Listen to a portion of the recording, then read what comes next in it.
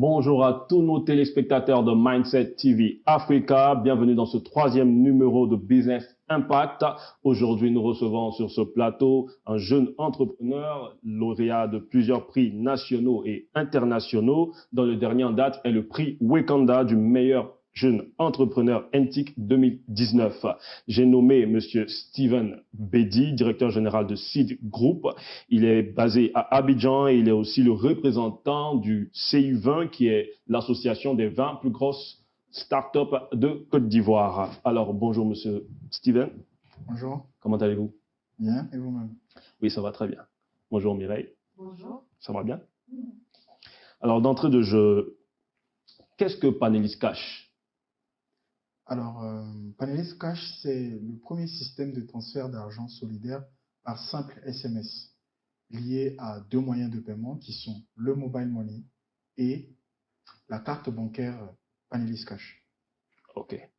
Je rappelle ici qu'il est l'initiateur de la carte bancaire Panelis Cash, que je vous présente là maintenant. Voilà. Et nous allons, dans le déroulé de l'émission, en dire plus sur cette carte, les bénéfices de cette carte. Alors, selon vous, quels sont les avantages de Panelis Cash? Alors aujourd'hui, Panelis Cash vient pour démocratiser l'inclusion financière. Vous savez que on est dans un pays qui a moins de 15% de taux de bancarisation. C'est très faible, alors que l'inclusion financière aujourd'hui est le principal levier de la lutte contre la pauvreté. Et donc nous nous sommes attaqués à ce segment-là et on s'est dit par où commencer? Comment faire pour bancariser les gens? Et là, on s'est rendu compte que sur les 15% de personnes qui étaient bancarisées, ce qui est déjà faible, il y avait seulement 1,5% de ces personnes qui détenaient un moyen de paiement, à savoir une carte bancaire. Et encore, quand ils en détenaient une, vous ne le savez peut-être pas, mais 80% des cartes bancaires que nous détenons sur nos comptes bancaires classiques ne sortent pas de la zone UEMOA ou bien ne payent pas, n'arrivent pas à faire des achats sur Internet. Donc, on a voulu s'attaquer à l'inclusion financière en rentrant par le segment de la carte bancaire. Et aujourd'hui, en réalité, nous avons permis à monsieur, madame, tout le monde, pour seulement 10 000 francs pour 3 ans, d'avoir son premier outil bancaire qui lui permet de faire ses achats sur Internet, de voyager dans le monde entier pour payer avec sa carte bancaire et toutes ces choses. Et surtout, c'est la première carte bancaire rechargeable directement par l'ensemble des mobile money qui sont sur la place. Waouh! Il faut dire que c'est un vrai avantage pour la population ivoirienne. Alors, vous avez glané plusieurs prix dans le domaine des NTIC, précisément de la FinTech. Comment est-ce que vous en êtes arrivé là? À quoi est-ce que est dû ce succès? Alors, est-ce que c'est un succès? Je ne sais pas. Je pense bien. Je ne sais pas. Nous, on considère ça plutôt comme un défi. Le défi de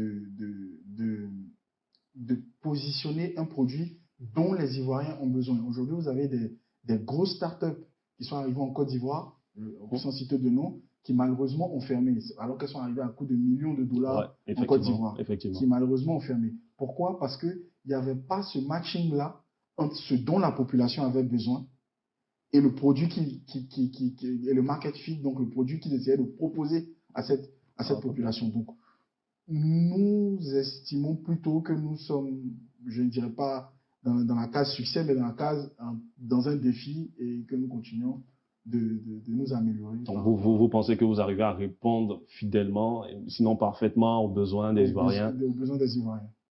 Est-ce qu'on peut revenir sur votre parcours et vos responsabilités? Alors, j'aime à dire souvent que je suis entrepreneur de métier. Ceux qui me connaissent savent que j'ai commencé par l'entrepreneuriat à la sortie de l'école. Vous imaginez le choc pour les parents. Alors. Très très jeune. Et vous imaginez le choc pour les parents qui vous payent des études en France.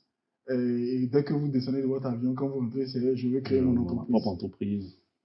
Tout de suite, je peux vous dire que ça fait tourner les cheveux, mais bon. Il y a eu des étincelles. Il y a eu des étincelles, mais il faut dire qu'ils m'ont quand même soutenu. Et ça a été là le point de départ, vraiment. J'avais créé une première société en 2018 qui se chargeait, peut-être que vous avez utilisé notre service, de commercialiser des musiques ivoiriennes en sonnerie et en tonalité d'attente. Donc, à l'époque, la société s'appelait Africa Deal Agency. Elle s'appelle, parce qu'elle existe toujours, elle s'appelle Africa Deal Agency. Et avec cette société-là, On avait eu en 2014 pour parler du prix à CGCI Academy qui s'appelait à l'époque, oui, je crois CGCI Academy, maintenant c'est Business Plan. Et avec cette société, on a travaillé pour l'Union européenne, on a travaillé pour Technoserve. Gros succès alors. On était dans le défi. J'aime bien ce mot, le défi. Vous restez dans les défis. Modeste, je ne sais pas, mais on était dans le défi. On était dans le défi. Donc, et cette société-là nous a donc naturellement mené avec l'Union européenne et cette ONG américaine qui est Technoserve à nous occuper de la communication de la filière cajou de l'Est de la Côte d'Ivoire. Okay. Et c'est là vraiment, véritablement, qu'on a fait la rencontre avec ce que j'appellerais mon premier amour, qui est l'agriculture. Et c'est de là, en fait, qu'est parti le second volet de ma carrière, qui a été l'agriculture. Et pour parler de l'agriculture, en fait, il y a un de mes clients, donc, pour qui je faisais des prestations de communication, d'identité visuelle et tout ça à travers la société africaine, qui est arrivé un jour qui a dit tu me coûtes trop cher, mais je sais que tu es l'homme qu'il me faut, alors je vais créer une direction commerciale et marketing dans mon groupe.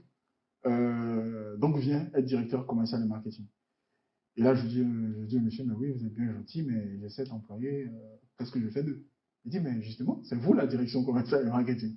Et c'est comme ça que toute mon entreprise, en fait, a été absorbée par un groupe d'agriculture, donc, où on s'est chargé de faire la communication, de faire tout ce qui a trait à l'informatique, à la communication. Et j'ai fait ça pendant 3 ans, donc je me suis approfondi dans tout ce qui était agriculture. J'ai vendu, j'ai exporté, donc je suis après passé directeur commodities, donc j'étais chargé de l'exportation de l'anacarde, l'exportation de la mangue, l'exportation de l'ananas. Donc je me suis encore beaucoup de responsabilités pour un jeune. Hein. Et on va dire qu'on a beaucoup de chance. Okay. Et c'est là donc que nous est venu donc les prémices de l'idée Panelist Cash. Parce que de toutes ces responsabilités, le directeur que j'ai occupé, j'avais un seul et unique problème, comment envoyer de l'argent à mes pisteurs. D'accord. C'était ça mon seul et unique problème. Alors, soit tu appelles le pisteur et il te dit, patron, ici, là, il n'y a pas MTN, hein. Bon, pour ne pas citer de nom, c'est que Orange Money qui est là. Alors que sur le coup, tu veux lui faire un MTN Money, ou il te dit, ici, il n'y a que Réseau Move. Je me suis dit, mais pourquoi ce n'est pas possible d'avoir un Orange d'envoyer de l'argent à MTN? Tout simplement. Donc là, il y a déjà un souci. Et encore, quand tu arrives à envoyer de l'argent là-bas, le principal problème, c'est qu'il faut que l'agence d'arrivée ait la liquidité nécessaire pour payer celui qui vient retirer. Bien sûr. Et c'est tous ces problèmes-là qu'on a abolis avec Panelist Cash, où vous recevez de l'argent par mobile money, vous entrez juste votre carte bancaire au distributeur et puis c'est réglé. Voilà, donc c'est comme ça qu'on a atterri sur Panelist. Quelle est votre formation?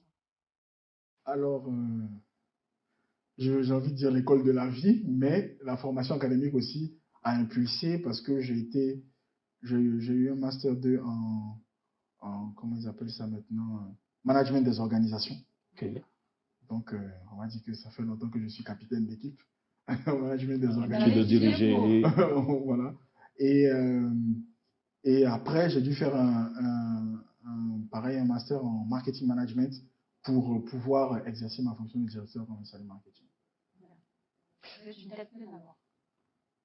Les gens disent ça. Là encore, vous dites Les gens disent. Est-ce que vous avez souvent des ateliers de formation? Est-ce que vous faites des panels, vous animez des panels souvent pour faire bénéficier aux autres, surtout aux jeunes comme vous, de votre expérience sur une chose? Alors, je fais des panels, mais je ne fais que des panels étudiants. Et c'est à dessein.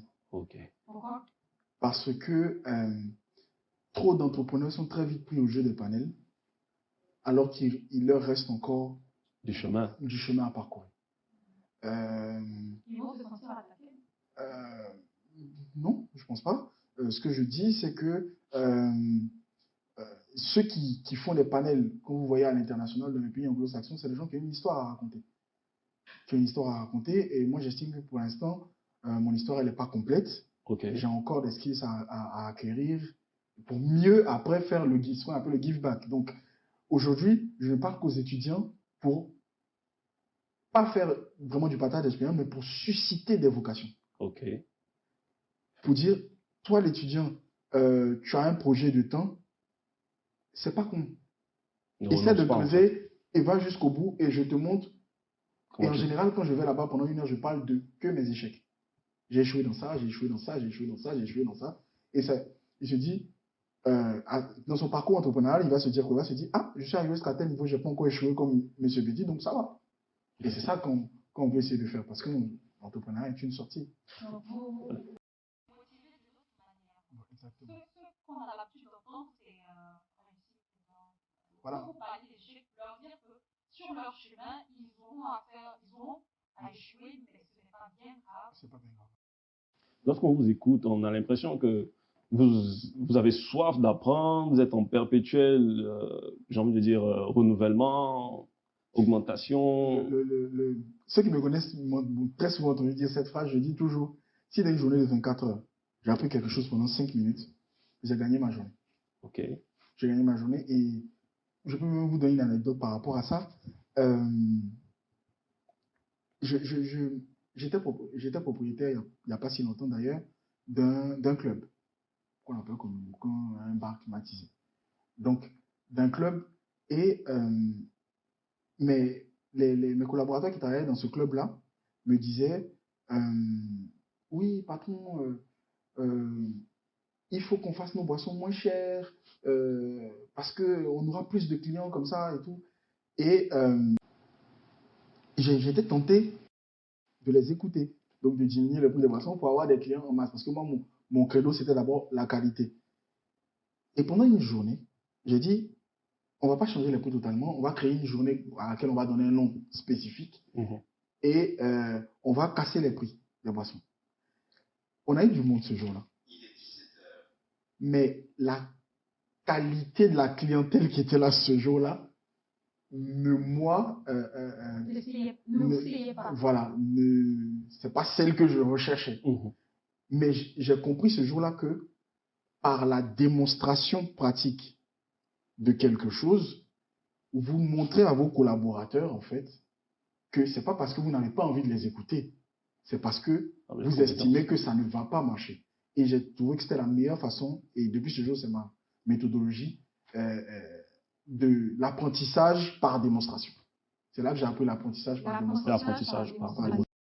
Qu'est-ce qui explique le fait que les startups anglophones éclorent par rapport aux startups francophones? Alors, il faut dire qu'il y a plusieurs facteurs. Ce n'est pas le même mindset. D'accord. Voilà. Ce n'est pas le même mindset. Et les anglophones n'ont pas la même façon de faire du business que les francophones. Je vous donne un exemple simple. Est-ce que vous savez que pour Google, le premier investisseur de Google a signé un chèque de $1 million à Google sur le capot de sa Ferrari? Sans savoir de quoi ça parlait, il allait jouer au golf. Il a dit, bon, ça m'intéresse votre histoire, tenez un chèque. Et c'est ça qui fait aujourd'hui que les anglophones sont en avance, c'est que les financiers n'ont pas peur de prendre des risques. Et c'est ça le problème du système francophone que nous déplorons, c'est que aujourd'hui, vous avez des événements de start-up dont le budget est 10 fois ce que 50 start-up que ces événements ont invités auraient pu utiliser pour travailler. Je ne sais pas si vous me suivez. Et des événements comme ça pilulent en ce moment en Côte d'Ivoire et dans la région. Alors qu'on aurait pu utiliser cela pour financer. Voilà. Vous faites des événements, sans citer de nom, à 200 000 € et vous faites un concours de start-up à l'intérieur de cet événement et il y a 3 start-up qui sont lauréates et qui vont se partager 5 000 €. Est-ce que ça make sense? Non. Effectivement, ça. C'est tiré par la cheveux. Et voilà, une fois de plus, les francophones, on est plus basé sur le sentiment d'avoir essayé de faire quelque chose plutôt que de faire quelque chose. Et c'est pour ça peut-être que les investisseurs sont plus intéressés par les startups anglophones. Au-delà de ça, du coup, relation de cause à effet, les startups anglophones sont plus avancées pour un type d'investisseur plus important. Est-ce que ce n'est pas, par exemple, aussi la mise en place de ce financement-là? Parce que vous avez des startups qui ont reçu leur financement, mais après, on se rend compte que ça a été étouffé. Je pense que tout est lié. Tout est lié. Pourquoi? Je vous donne un exemple simple.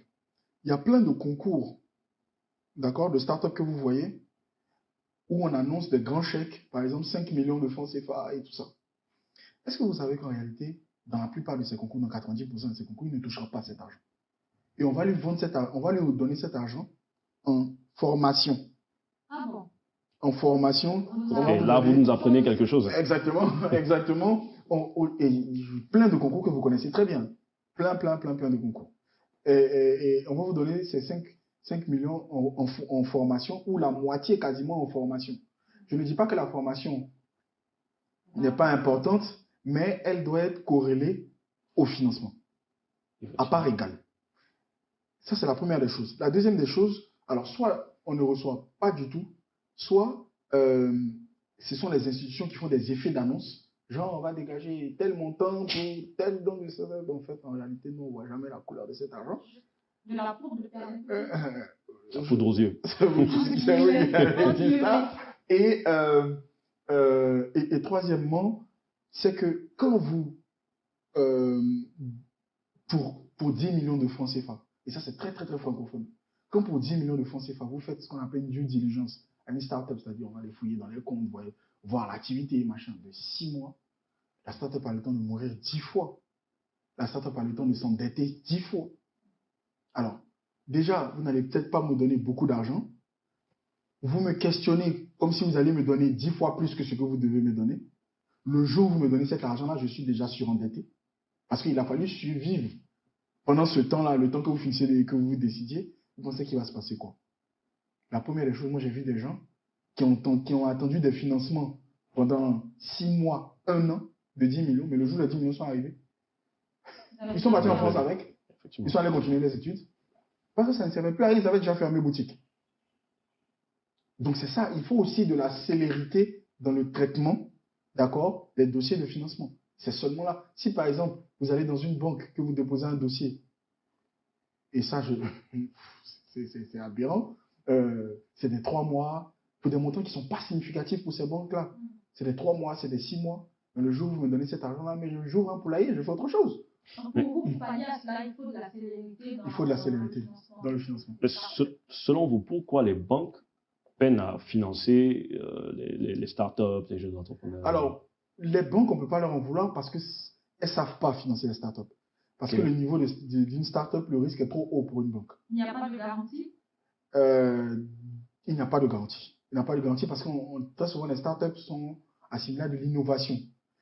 Si aujourd'hui, je viens vous dire que je viens de fabriquer une molécule qui va, par exemple, vous permettre de devenir plus intelligent, rien ne vous prouve que ça marche. Je ne vous dis à quel moment ça va marcher à grande échelle, et toutes ces choses-là, vous pouvez mettre votre argent là-dedans. Mais si je vous dis, je vends des pagnes à hauteur de 2 millions par semaine, j'ai besoin d'1 million aujourd'hui, ça, vous savez me donner cet argent. Donc les banques, on ne peut pas leur en vouloir. Donc pour une activité qui n'a pas encore vu le jour, ce serait difficile. Disons une activité innovante. Innovante, d'accord. Par rapport à ce qui existe déjà. Voilà. Sinon, il y a des activités innovantes qui existent depuis plus de 5 ans, mais qui sont toujours assez difficiles à financer pour le banquier. Et pour les autres personnes qui pourraient les financer, j'entends par là les institutions comme les microfinances ou ces genres de choses, ces personnes n'ont pas de spécialistes métiers. Parce que les métiers de l'innovation, comparés aux PME classiques, ont besoin que la personne, l'interlocuteur, comprenne ce qu'on est en train d'expliquer. Effectivement. Alors, si l'interlocuteur ne comprend pas ce que je suis en train de lui expliquer comme tout, il ne comprend pas la plus-value, il ne comprend pas qu'il peut se faire de l'argent avec. Et c'est bien dommage. Je prends même à l'exemple de notre gouvernement aujourd'hui, les startups. Dieu merci, le ministère de l'économie numérique a mis en place la fondation Jeunesse numérique, à laquelle j'appartiens, qui est vraiment dirigée par une personne formidable qui est Linda Vallée, qui véritablement a pris ce combat-là à bras le corps, mais aujourd'hui, nous n'avons pas vraiment les financements que cette fondation devrait avoir pour aider les startups. Mais comment vous comprenez-vous que les 5 entreprises les plus importantes des États-Unis, donc on va dire les GAFA, plus à quoi on peut rajouter voilà, Google, Facebook, Apple, Amazon, voilà, sont plus importantes que des entreprises qui sont là depuis des centaines d'années pour certaines, plus importantes que... Ont beaucoup plus d'influence. Pas vraiment. Pas vraiment. Pas vraiment. Mais ce que je veux dire, c'est que les startups, ça peut aller bien plus haut et bien plus vite qu'une PME classique. Donc il faut Parce que la repenser en croissance fait est l'organisation au exponentielle. niveau peut-être des banques, faire avec l'innovation. Voilà, il faut faire avec porter l'innovation disons. et développer de plus en plus d'experts métiers qui seront des interlocuteurs de ces personnes. Alors, chers téléspectateurs, nous partons tout de suite pour un reportage afin d'en savoir plus sur l'activité de Monsieur Steven Bedi.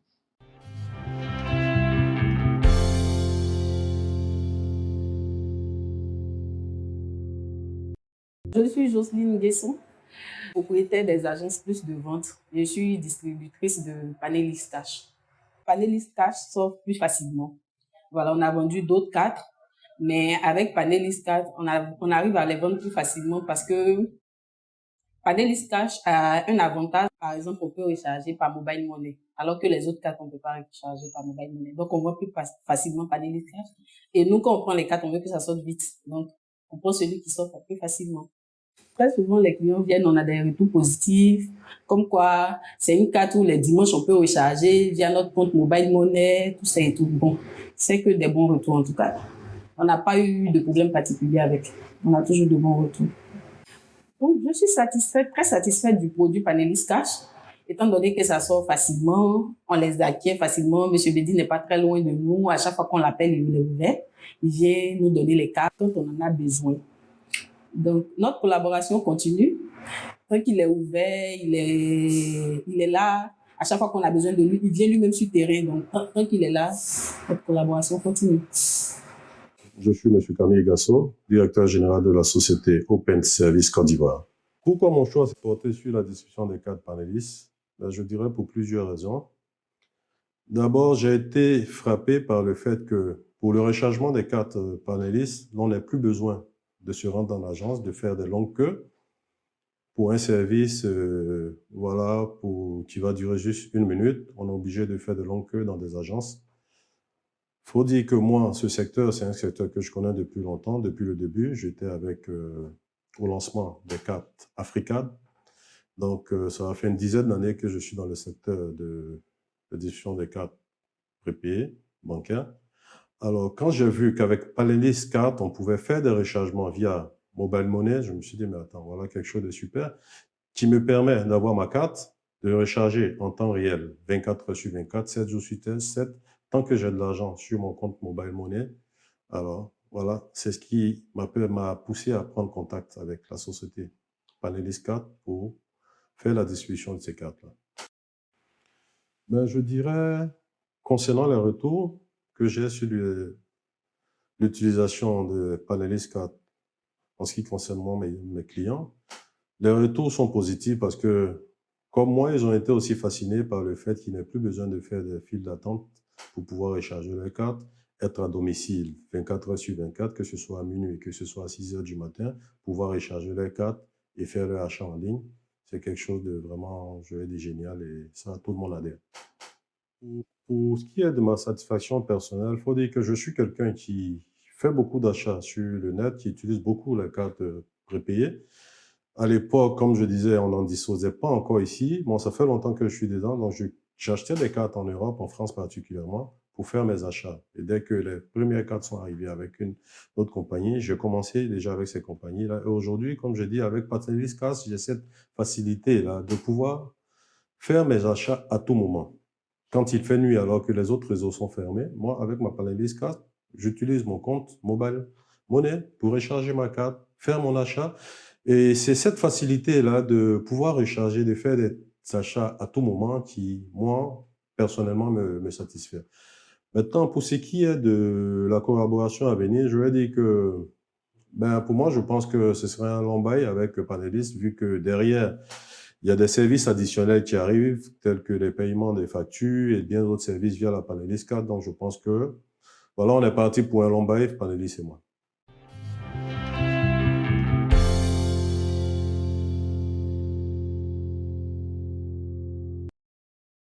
Monsieur Bedi, Panelis Cash, concrètement, comment ça fonctionne? Alors, Panelis Cash, nous, on a décidé en fait de donner un moyen de paiement à tous les Ivoiriens. À tous les Ivoiriens. Et aujourd'hui, Panelis Cash, on s'est rendu compte que le mobile money, avec ses 20 milliards de francs CFA par jour de transactions, était le canal le plus utilisé pour les transactions financières. Donc, on s'est dit, au lieu que la banque avance de son côté et le mobile money avance de son côté, comment corréler les deux moyens de paiement? Donc, Panelis Cash est rechargeable par l'ensemble des mobile money. Comment ça se passe? On aurait pu faire une application mobile, mais ça aurait été moins inclusif. Okay. C'est pour ça qu'on a fait le premier système de transfert d'argent par simple SMS. Aujourd'hui, pour recharger votre Panelis Cash, j'ai juste qu'à envoyer par SMS P pour comme Panelis, P espace. Si je veux vous envoyer 100 000 francs, P espace 100 000 francs, espace votre numéro de téléphone, et j'envoie juste ce SMS au 88 28 18 18. Et c'est tout. Et c'est tout. C'est sécurisé. Plus que sécurisé, parce qu'après, votre mobile money reprend le relais, vous mettez votre code secret et tout, vous êtes débité, et puis après, la carte en face est créditée. D'accord, c'est un peu plus facile. Voilà, on a essayé je parle de danger pour, si je fais un produit, que ma propre mère ne peut pas l'utiliser, il n'est pas assez inclusif. Merci beaucoup. C'est à cela que je veux en venir, parce qu'on sait que nos populations, il y en a beaucoup qui, au niveau analphabétisme, 43% quand même. C'est énorme. Pour ce genre d'innovation, il faudrait que ça puisse être utilisé par pratiquement tout le monde. Exactement, c'est le but en fait, c'est le premier pas vers l'inclusion financière que nous avons essayé de mener. Si Dieu le veut, je pense que d'ici la fin de cette année, nous pourrons faire des micro-prêts aux gens pour démarrer des petites activités sur la carte. C'est bien ça. Alors là, maintenant, on va parler un peu de milieu, des entrepreneurs, ce genre de choses. En tant que représentant des 20 plus grosses startups de Côte d'Ivoire, à quoi est-ce que les entrepreneurs sont confrontés en tant que difficultés? Quelles sont les réalités, en fait, que les entrepreneurs vivent? Les pièges et ce genre de choses. Alors, je suis représentant du CI20, qui se veut être un collège, un collectif de startups très avancé. D'ailleurs, on dit CI20, mais nous ne sommes même pas encore 20 et la porte est encore ouverte. Donc, on ne connaît pas tout le monde. Donc, on invite les autres, justement, à nous rejoindre. C'est quoi, les meilleures startups? Alors, les meilleurs, je ne sais pas dire, mais je sais dire en tout cas que parmi nous, il y a plus de 47 prix nationaux et internationaux. Il y a plus de 6 prix de l'excellence. Donc, on peut dire les startups les plus influentes. On a fait des prix.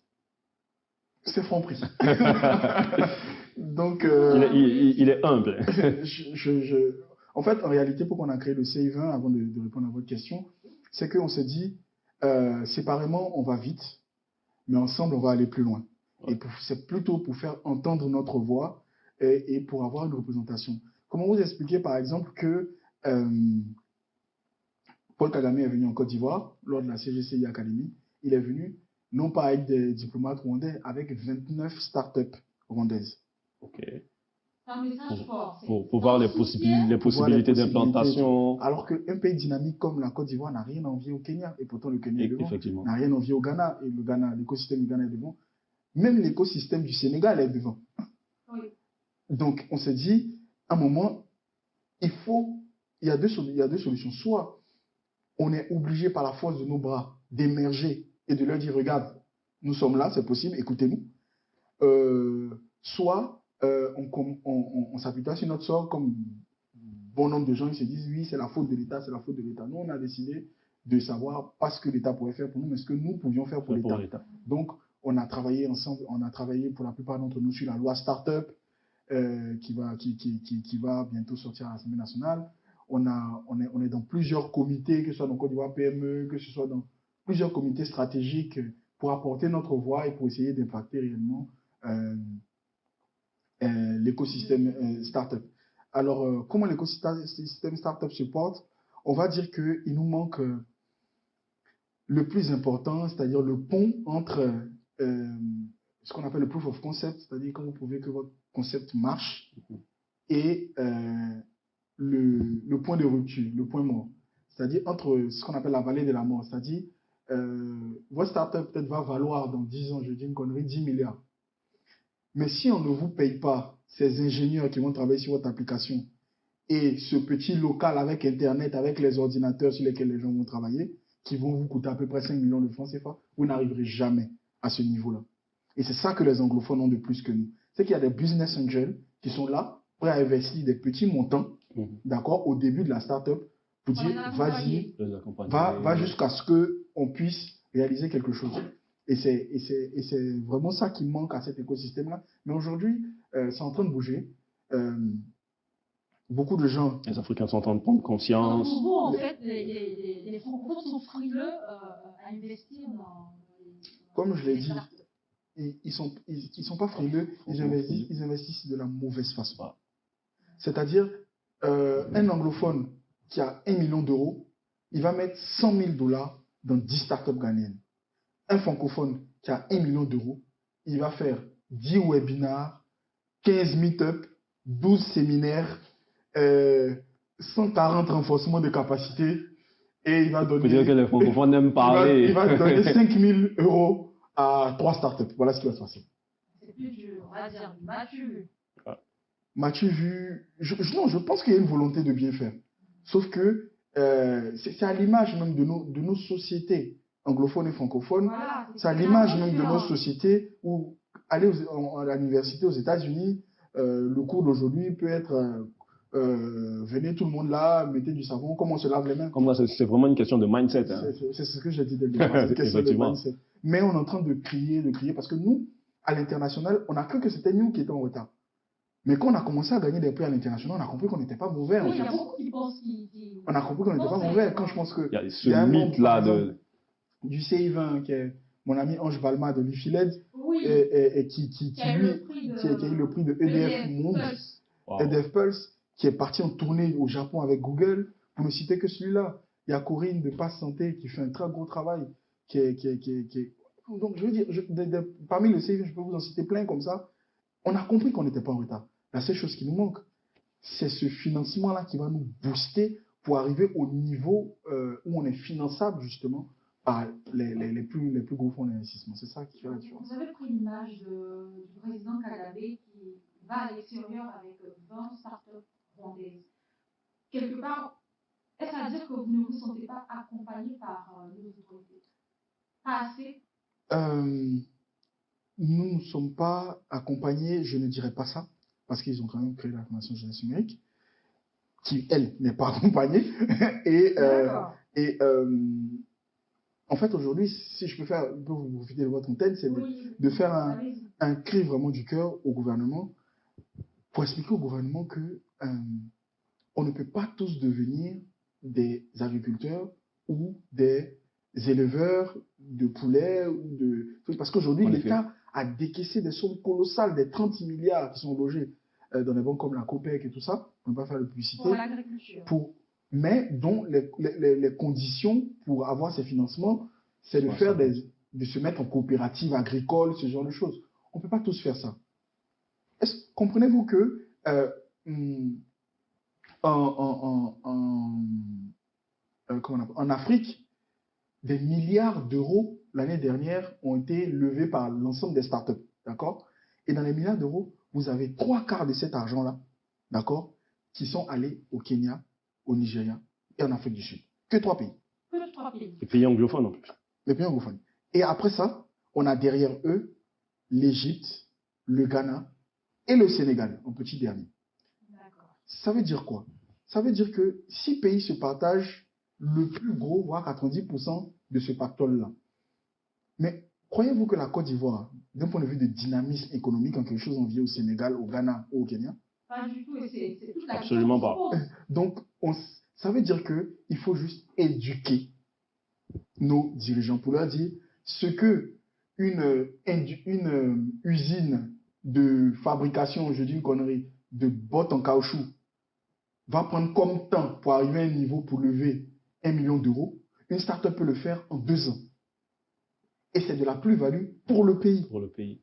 Il faut commencer à regarder ça. Aujourd'hui, dans le domaine de la fintech, les plus grosses start-up, les plus gros acteurs qui viennent nous challenger, je ne compte pas les maisons de télécommunications, ce sont des start-up sénégalaises qui, elles, ont eu le financement de la direction de l'entrepreneuriat rapide, donc de l'ADER, qui, à coût de 100 000 euros, de 200 000 euros, aide les startups sénégalaises. C'est de ça qu'on a besoin. On n'a plus besoin, pour certains d'entre nous, en tout cas, de formation. On n'a plus besoin de voyage en un point fini. On a juste envie qu'à un moment, quelqu'un vienne et dise, bon, Je crois en 20 startups, c'est Yves. Et je ferme mes yeux et je mets de l'argent. D'accord, donc c'est clair. Les startups ont beaucoup plus besoin d'investissement plutôt que de formation. Alors, monsieur Steven Bedi, avez-vous des modèles, des personnes qui vous ont inspiré? Oui. Moi, j'ai la particularité d'avoir des modèles qui ne sont pas forcément de mon domaine. Je vais vous en citer, j'en ai beaucoup, donc je vais en citer que 3. Mon premier modèle, c'est Michael Jordan. OK. Michael Jordan, parce que c'est pour moi le symbole de l'excellence dans un domaine. Effectivement. Par exemple, personne ne connaît les règles du baseball en Côte d'Ivoire ici. Personne ne connaît les règles du football américain. Personne ne connaît les règles du hockey sur glace. Mais vous allez dans le village le plus reculé de Gagnon, vous dites Michael Jordan, tout le monde le connaît. Parce qu'il était excellent dans ce qu'il faisait. Et ça a dépassé les frontières du sport, ça a dépassé les frontières de... Donc, une légende. Moi, en termes d'excellence dans quelque chose, c'est Michael Jordan. Mon deuxième modèle, c'est Gadji Seli. Oh. Gadji Seli, parce qu'il a démontré qu'on peut être excellent dans la pluridisciplinarité. Okay. C'est comme si, pour donner un exemple en France, c'est comme si Matt James et puis Kylian Mbappé, c'était la même personne. Ok, je vois. Parce qu'il il est au panthéon de deux domaines différents effectivement. Dans notre pays. Et ça, moi, ça me dit, tu peux y arriver. Tu peux y arriver à faire ça et ça en mettant la même énergie, en étant de la même excellence. Vous êtes multitâche. Voilà, exactement. Donc, d'où la fintech et l'agriculture. Et un peu comme ça. Le troisième modèle que j'ai, parce que je suis passionné de musique, c'est le docteur Olivier Blé. Je ne sais pas si vous savez qui c'est. C'est l'arrangeur de Magic System. Ok. J'espère un jour pouvoir le rencontrer pour le lui dire. C'est l'arrangeur de Magic System et en même temps le directeur du plus grand laboratoire pharmaceutique de Côte d'Ivoire. Ça, tout le monde ne le sait pas. Ça n'a rien à voir. Donc, c'est pour dire que je peux allier ma passion musicale. Parce que vous avez vu dans mon parcours, j'ai été propriétaire d'établissements de nuit, j'ai vendu des sonneries musicales, il y a quand même un filon. Donc, on peut faire ça et être un très grand patron. Voilà mes 3 modèles principaux qui sont mon leitmotiv. Bien, monsieur, en revenant aux finances, on parle de plus en plus d'inclusion financière. Vous-même avez eu un prix décerné par l'Agence française de développement pour votre impact social dans l'inclusion financière. Qu'est-ce que c'est? Alors aujourd'hui, l'inclusion financière, selon les termes des institutions internationales, c'est que toutes les personnes en âge d'être bancarisées ont droit à bénéficier de services financiers et d'assurance. L'inclusion financière est un levier en fait de développement. Je vous dis par exemple un exemple. Si je veux que mon village se développe et que la coopérative de mon village n'a pas d'argent, parce que chacun garde son argent en dessous de son matelas, ça donne des pays, vous en avez très souvent entendu dire que tel pays est pauvre, mais ses habitants sont riches. C'est exactement la même chose. Pour qu'un pays devienne riche, il faut que son taux de bancarisation augmente pour pouvoir créer de la valeur à travers des crédits, donc générer de la monnaie, tout ça. Donc, c'est un levier très important de développement. Je pense que c'est le levier le plus facile pour nous à impacter. Parce que ce n'est pas comme si on n'avait pas de ressources. C'est juste qu'on ne veut pas les mettre à la banque. Et donc, nous, on essaie de mettre un certain nombre de flexibilité, de facilité pour que tout le monde ait quand même un compte bancaire qui va booster l'économie. Voilà. Alors, chers téléspectateurs, nous sommes à la fin de notre émission. Monsieur Steven Bedi, quel est votre mot de fin? Alors, mon mot de fin, ça serait, je dirais, une exhortation aux entrepreneurs ivoiriens, ceux qui ne le sont pas encore, donc aux jeunes entrepreneurs en devenir, mais surtout aux entrepreneurs ivoiriens. J'ai compris une chose dans mon modeste parcours, c'est que ce n'est pas parce que ça n'existe pas qu'on ne peut pas le faire. Okay. Ce n'est pas parce que ça n'existe pas qu'on ne peut pas le faire. Les Ivoiriens, les entrepreneurs ivoiriens ont peur de sortir de leur pays, ont peur de se challenger. Et nous, on a été confrontés à ça, on est tombé dedans à travers les concours internationaux, certes, mais ça nous a forgés. Aujourd'hui, quand vous allez à Dubaï, quand vous allez en Chine, les Noirs que vous allez croiser, ce sont des Nigérians, ce sont des Ghanéens qui sont venus chercher des machines dernier cri, qui sont venus monter de nouveaux business pour retourner dans leur pays et qui sont venus fabriquer des tablettes, des téléphones. Il faut que les Ivoiriens sortent de chez eux et qu'ils aillent chercher le monde. Voilà. Se confrontent à l'extérieur. Voilà. Parce qu'aujourd'hui, j'en souriais même avec un ami. Dernièrement, j'ai appris pour ne pas donner de marque, Château de France, c'était fait par une entreprise dont le dirigeant était libanais. J'ai toujours cru que c'était français. Ouais. C'est pour dire que, là, vous nous donnez une information. c'est pour dire que eux n'ont pas, les autres nationalités n'ont pas peur, en fait, d'aller chercher la plus-value ailleurs. Donc, Ivoiriens, levons-nous. Ça se fait beaucoup dans le domaine de la mode. Nos sœurs sont de plus en plus entreprenantes et de plus en plus dynamiques.